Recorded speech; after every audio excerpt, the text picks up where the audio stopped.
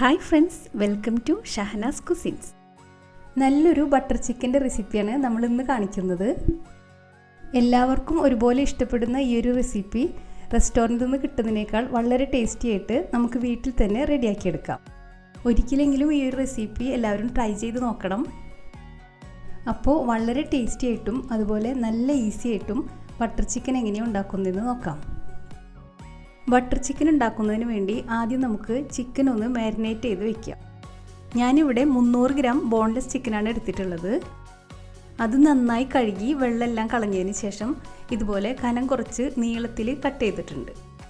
ഇനി ഇതിലേക്ക് 1 ടീസ്പൂൺ കാശ്മീരി മുളക് പൊടി, 1/4 ടീസ്പൂൺ മഞ്ഞൾപ്പൊടി, 1/2 ടീസ്പൂൺ ചെറിയ ജീരകം പൊടിച്ചത്, 1/2 ടീസ്പൂൺ ഗരം മസാല, 1/2 ടീസ്പൂണിനടുത്ത് ഉപ്പ്, കസൂരി മേത്തി 1 ടീസ്പൂൺ, ഇഞ്ചി വെളുത്തുള്ളി പേസ്റ്റ് 1 ടീസ്പൂൺ, 1 ടീസ്പൂൺ ചെറുനാരങ്ങ നീര്, അധികം പുളിയും വെള്ളവും ഒന്നുമില്ലാത്ത നല്ല കട്ട തൈര് 3 ടേബിൾ സ്പൂൺ.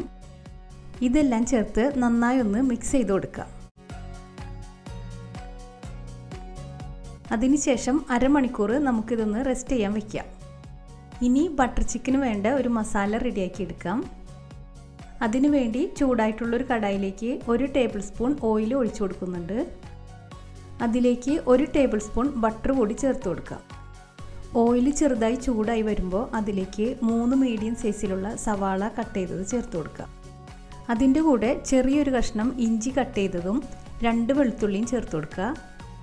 ഇതിനു പകരം 1/2 ടീസ്പൂൺ ഇഞ്ചി വെളുത്തുള്ളി പേസ്റ്റ് ചേർത്ത് കൊടുത്താലും മതി. അടുത്തതായി ഇതിലേക്ക് ചെറിയൊരു കഷ്ണം പട്ട, 5 ഏലക്ക, 3 ഗ്രാമ്പൂ ഇതുകൂടി ചേർത്ത് കൊടുക്കുക. ഇങ്ങനെ ഹോൾ സ്പൈസസ് ആയിട്ട് ചേർക്കുന്നതിന് പകരം 1/2 ടീസ്പൂൺ ഗരം മസാല പൗഡർ ചേർത്ത് കൊടുത്താലും മതി. ഇനി ഇത് നമുക്കൊന്ന് നന്നായിട്ട് വഴറ്റിയെടുക്കാം. സ്പൈസസ് ചേർക്കുമ്പോൾ വളരെ കുറച്ച് മാത്രമേ നമ്മൾ ചേർക്കാൻ പാടുള്ളൂ. ബട്ടർ ചിക്കനിൽ ഗരം മസാലയുടെ ചെറിയൊരു ഫ്ലേവർ മാത്രമേ പാടുള്ളൂ. സവാള നന്നായി വാടി ട്രാൻസ്പെറൻ്റായി വരുമ്പോൾ അതിലേക്ക് മീഡിയം സൈസിലുള്ള 5 തക്കാളി ഇതുപോലെ ചെറുതായി കട്ട് ചെയ്തത് ചേർത്ത് കൊടുക്കാം. അതിനോടൊപ്പം 10 കാഷ്യൂ നട്ട്സ് കൂടി ചേർത്ത് കൊടുക്കുന്നുണ്ട്. കാഷ്യൂസ് വെള്ളത്തിൽ കുതിർക്കേണ്ട ആവശ്യമൊന്നുമില്ല, നമുക്ക് നേരിട്ട് തന്നെ ചേർത്ത് കൊടുത്താൽ മതി. ഇനി ഇതെല്ലാം ഇളക്കി യോജിപ്പിച്ചതിന് ശേഷം 1 മിനിറ്റോളം നമുക്കിതൊന്ന് കുക്ക് ചെയ്തെടുക്കാം.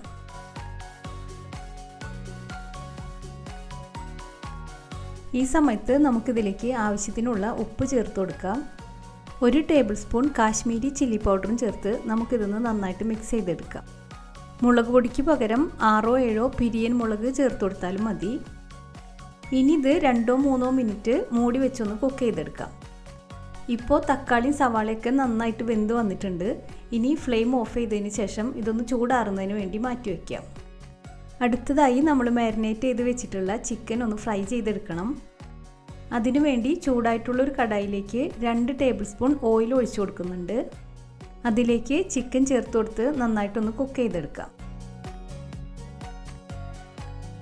അങ്ങനെ ചിക്കനൊക്കെ ഫ്രൈ ചെയ്തെടുത്തിട്ടുണ്ട്. ഇനി നമുക്കിതൊന്ന് മാറ്റി വയ്ക്കാം.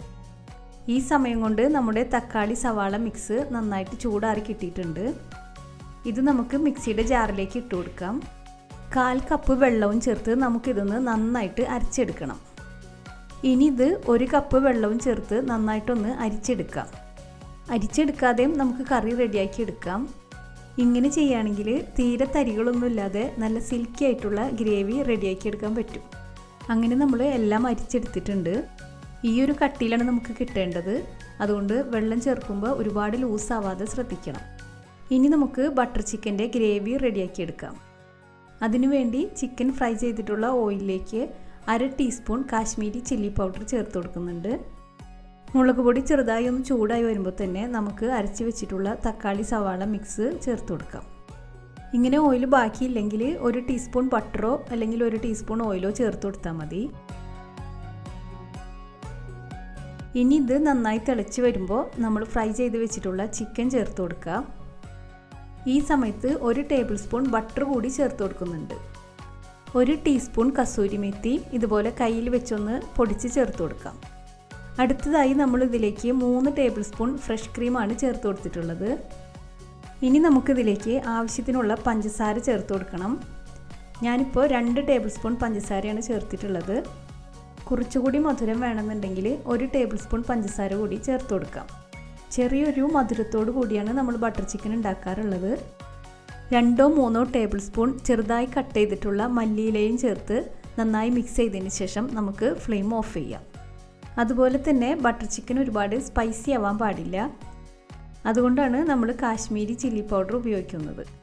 ബട്ടർ ചിക്കന് നല്ലൊരു കളർ കിട്ടുന്നതിന് നന്നായി പഴുത്തിട്ടുള്ള നല്ല കളറുള്ള തക്കാളി തന്നെ എടുക്കണം. അങ്ങനെ നമ്മുടെ നല്ല ടേസ്റ്റി ആയിട്ടുള്ള ബട്ടർ ചിക്കൻ ഇവിടെ റെഡി ആയിട്ടുണ്ട്. നല്ല സ്മൂത്ത് ആൻഡ് ക്രീമി ഗ്രേവിയാണ് നമ്മുടെ ബട്ടർ ചിക്കൻ ഉള്ളത്. എല്ലാവരും തീർച്ചയായിട്ടും ഒന്ന് ട്രൈ ചെയ്ത് നോക്കണം. പൊറോട്ട, ബട്ടൂര, നാൻ അല്ലെങ്കിൽ ഫ്രൈഡ് റൈസ് ഇതിൻ്റെയൊക്കെ കൂടെ നല്ലൊരു കോമ്പിനേഷനാണ് നമ്മുടെ ഈ ബട്ടർ ചിക്കൻ. നമ്മുടെ വീഡിയോസൊക്കെ ഇഷ്ടമാവുന്നുണ്ടെങ്കിൽ ലൈക്കും ഷെയറും സബ്സ്ക്രൈബൊക്കെ ചെയ്തൊന്ന് സപ്പോർട്ട് ചെയ്യണം. അപ്പോൾ പുതിയൊരു റെസിപ്പിയുമായി നമുക്ക് വീണ്ടും കാണാം. Thanks for watching.